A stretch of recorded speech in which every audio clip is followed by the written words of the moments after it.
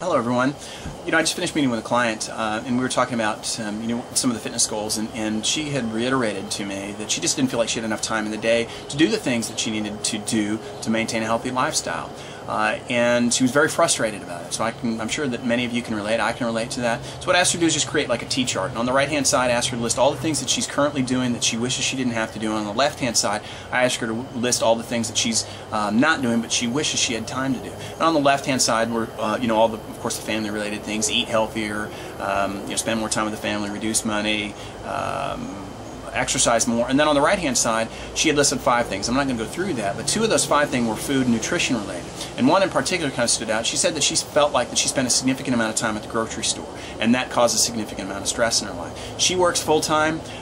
She's an amazing person, but I threw out a scenario and to her. I said, you work full-time. Let's say it's 5:30, 6 o'clock. She's coming home. She picks up the boys from football practice, and as she's going home, she realizes that the cupboard is empty, the refrigerator is barren, she doesn't have a lot of food in there, and so she decides she goes to the grocery store. She goes to the grocery store, spends 5 minutes finding a parking space, get in. As she's going up and down the aisles, she's fighting with the kids. They're throwing in Funyuns, Flamin' Hot Cheetos, energy drinks, Cokes, things that they want right now because they're hungry. She's trying to take those out and think about, oh my gosh, I haven't even planned what I'm going to eat. I don't even know what I'm going to cook. She starts thinking about recipes, and then as she's going down the aisle, she sees 3 or 4 things that she may or may not need, so she throws those things in there. And there's long lines at the grocery store, and 45 minutes later, she's spent $150, $200. She goes home, she starts unpacking, the kids are grabbing things out of the bag, and by the time it's all said and done, she's completely exhausted. She realizes she hasn't even started dinner. It's 6:30, so she gives up and orders a pizza.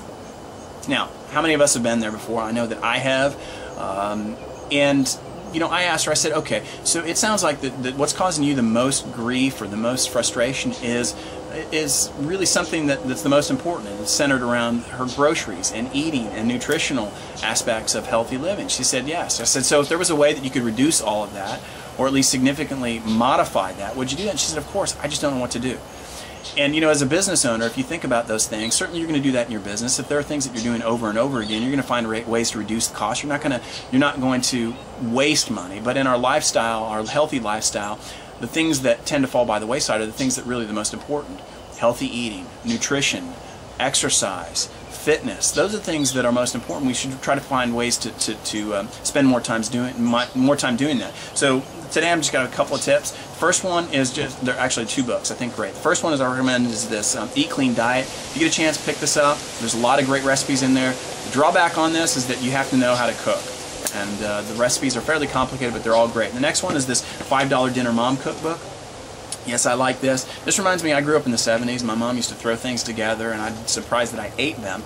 They've got some of those recipes in here, but again, it's quick. It's an easy guide. I like to use this as well for my family.